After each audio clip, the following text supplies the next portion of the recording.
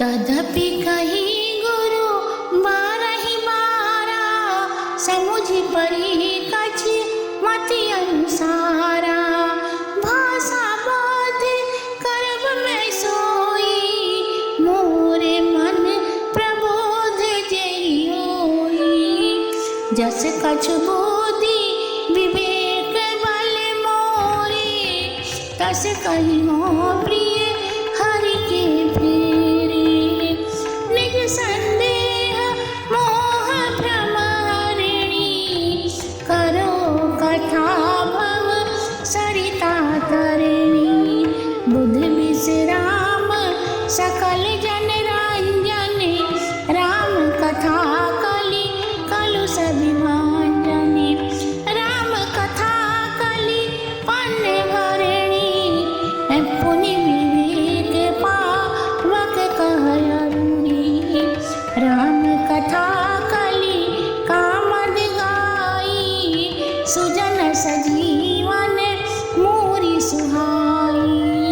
सोई वसुधा तल सुधा तरंगिनी, भवभंजनी भ्रम भेक भुमंडली। असुर सेन सम नरक निकंदनी, साधु विदुल कुल हित गिरिनंदनी। संत समाज पयोधि रमासी, विश्व भार धरि अचल क्षमासी। यमगण मुहमसी जगु जमुनासी, जीवन मुक्ति हेतु जनिकासी। राम ही प्रिय पावन तुलसीसी, तुलसीदास हिय हुलसीसी। शिव प्रिय में कल शैल सुधासी, सकल सिद्धि प्रद संपत्ति राशि। सद्गुण सुर गुण अम्बय दीतिसी, रघुबर भक्ति प्रेम परिणीतिसी।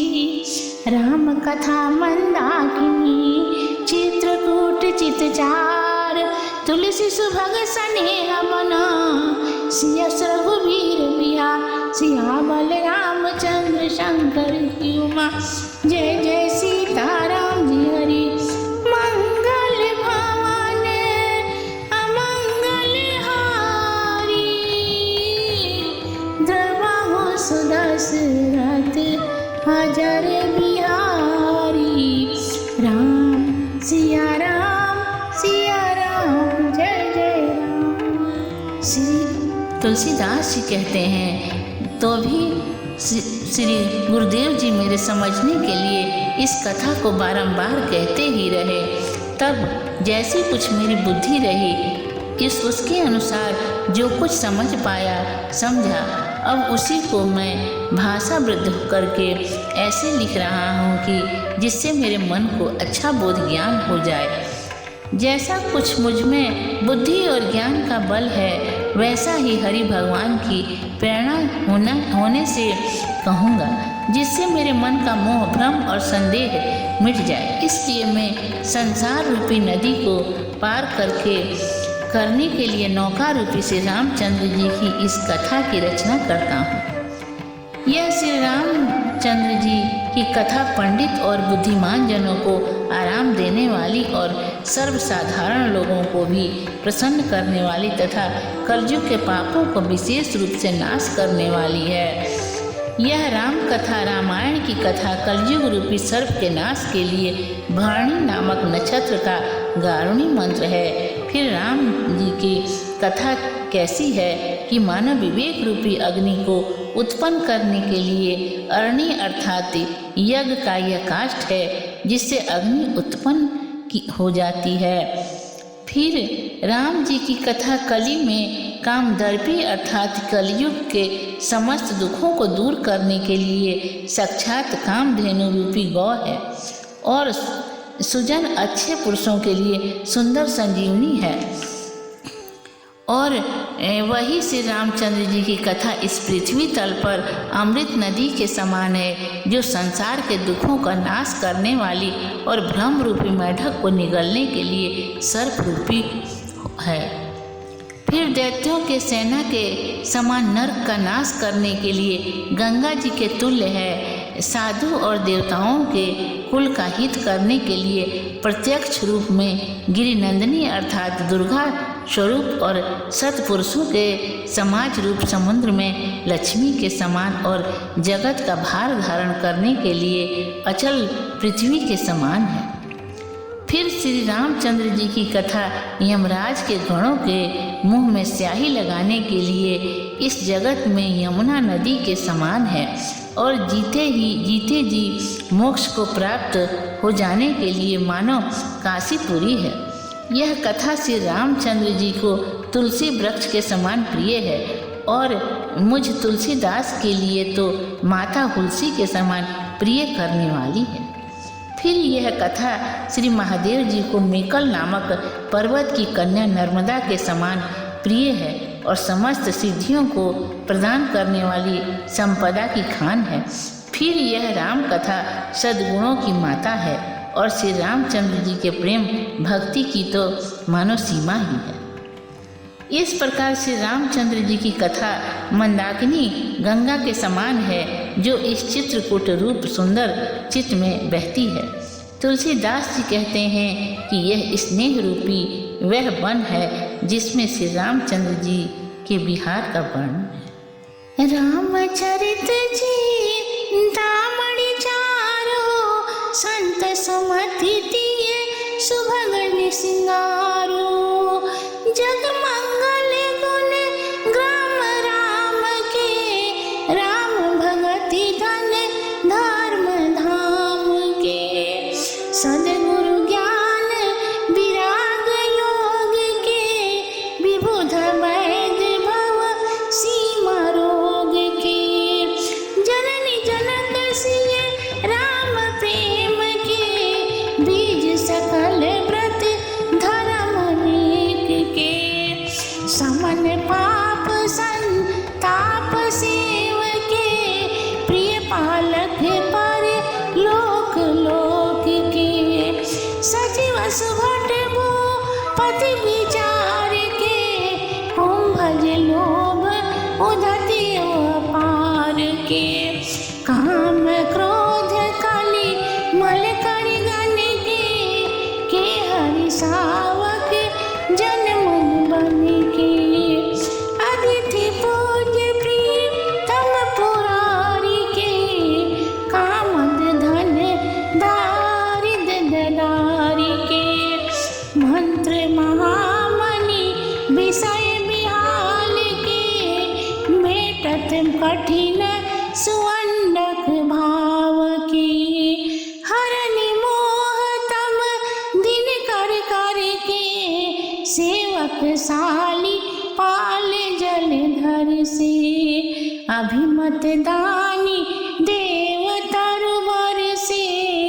सेवत सुलभ सुखद हरिहर से सुख विसरद नभ मन अरुण से राम भगत जन जीवन धन से सकल सुकृति फले भूरि भोग से जगहित निरुपति साधु लोक से सेवक मन मानस मराल से पावन गंग तरंग माल से कुपथ कुतर्क कुचाली कली कपट दाम्भ पाखंड दहन राम गुण ग्राम जिमी ईंधन अनल प्रचंड सियावल राम चंद्र शंकर जी उमा जय जय सीताराम हरि